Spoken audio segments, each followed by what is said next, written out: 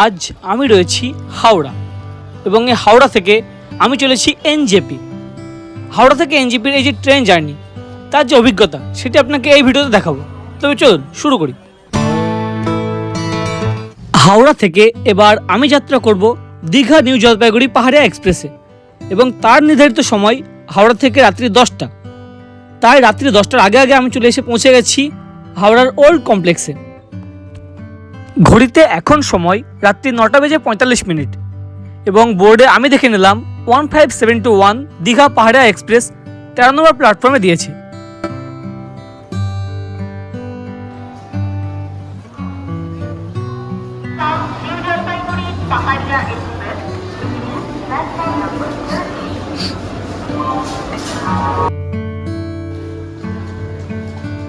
এই পাহাড়িয়া এক্সপ্রেসও কিন্তু রয়েছে দুটি জেনারেল কামরা, একটি হচ্ছে শেষের দিকে যেটা হচ্ছে এসএলআর বগির পরে এবং আরেকটি হচ্ছে ইঞ্জিনের পরে এসএলআর, তারপরে হচ্ছে জেনারেল কামরা।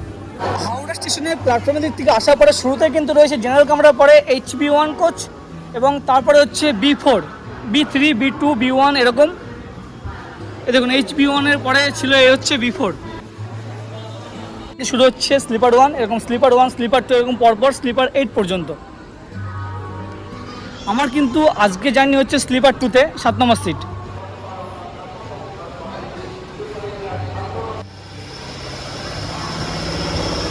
এই হচ্ছে শুরুতে 7 নম্বর সিট, সাইড লোয়ার, এবং যেহেতু একেবারে গেটের কাছে সেই কারণে কিন্তু বারবার গেটে দাঁড়িয়ে ভিডিওটা করার সুবিধা হবে।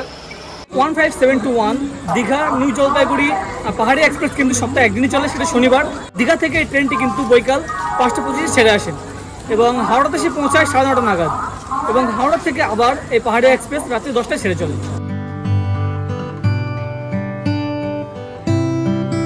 ঘড়ির কাঁটায় এখন 10টা এবং আমাদের পাহাড়িয়া এক্সপ্রেস কিন্তু ছেড়ে চলেছে হাওড়া স্টেশন।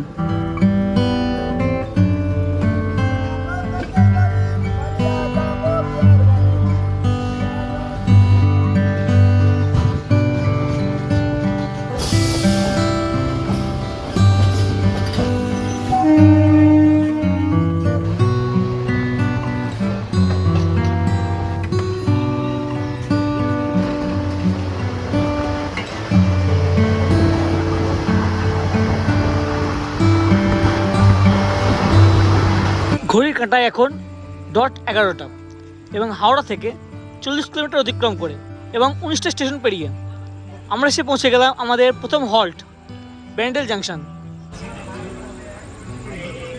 এবং রীতিমতো দেখুন কম্পার্টমেন্টের ম্যাক্সিমাম লাইট কিন্তু বন্ধ হয়ে গেছে এবং সবাই কিন্তু আস্তে আস্তে ঘুমিয়ে পড়ছে।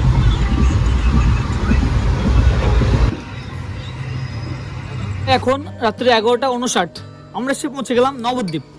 এই নবদ্বীপে কিন্তু হাওড়া থেকে প্রায় 105 কিলোমিটার আসার পর আমরা পৌঁছে গেলাম নবদ্বীপ এবং এখানে কিন্তু 11:42 নাগাদ পৌঁছানোর কথা। তো বুঝতে পারছেন আমাদের ট্রেন প্রায় 17 থেকে 18 মিনিট লেটে চলছে।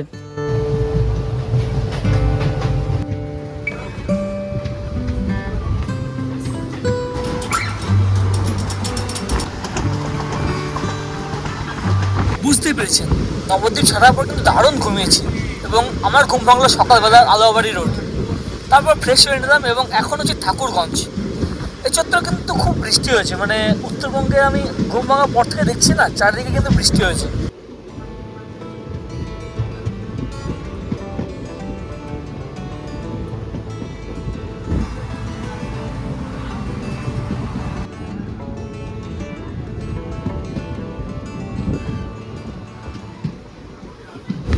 সকাল 8:20 আমরা এসে পৌঁছে গেলাম বাগডোগরা।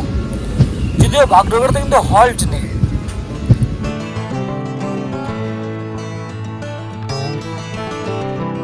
এই বাগডোগরাতে কিন্তু হল্ট ছিল না, সিগন্যালে ট্রেন দাঁড়িয়ে ছিল, আবারও ছেড়ে দিল এবং বাগডোগরাতে একদম প্ল্যাটফর্মে এসে দাঁড়িয়েছে আলিপুরদুয়ার টু মালদা টাউনের যে ট্রেন সেটি। এই দেখুন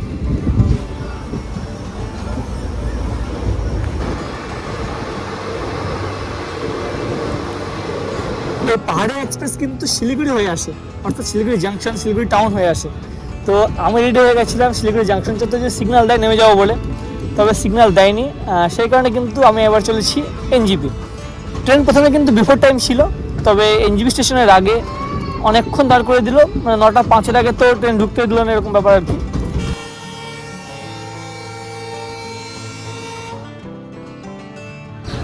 সকাল 9:18।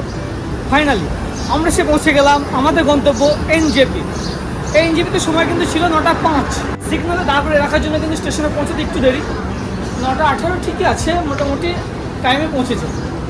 ভালো স্মুথ জার্নি ছিল। আপনাকে তো বললাম যে নবদ্বীপ স্টেশন ক্রস করার পরে কিন্তু আমি ঘুমিয়ে গেছিলাম এবং আলাহাবাড়ি রোডে এসে আবার আমার ঘুমটা ভেঙেছিল।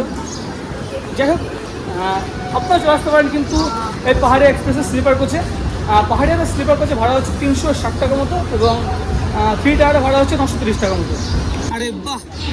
রাত্রি 11:20 ছেড়ে আসে শিয়ালদা থেকে যে পদাতিক এক্সপ্রেস নিউ আলিপুরদুয়ার, সেটাও কিন্তু এনজিপিতে 9:10 নাগাদ এসে পৌঁছে গেছে।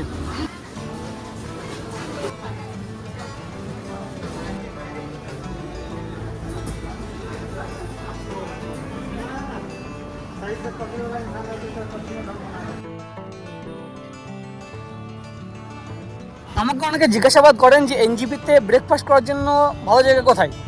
তো ওভারব্রিজ পথে বাড়ি আসার পরে একেবারে যেখানে ট্যাক্সি স্ট্যান্ড তারই পাশে এখানে রয়েছে কিন্তু আইআরসিটিসির তরফ থেকে, ইন্ডিয়ান রেলওয়েজের তরফ থেকে rail coach restaurant cum food and tea stall. আপনারা সে কিন্তু এখানে ব্রেকফাস্ট বা সময় অতিবাহিত করতে পারেন, বেশ ভালো লাগবে।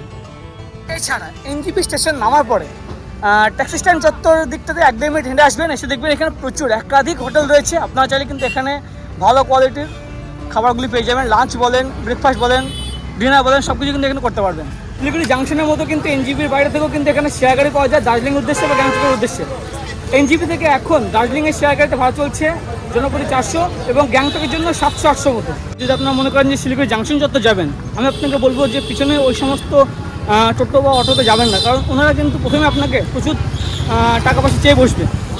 যদি বলেন শেয়ারে যাবো সেক্ষেত্রে 50, বা যদি বলেন রিজার্ভে যাবো 300-400 চেয়ে বসতে পারে। আমি চলেছি একেবারে রোডে, রানিং গাড়ি ধরবো। এখান থেকে কিন্তু শিলিগুড়ি জাংশন 20 টাকা করে নেয়।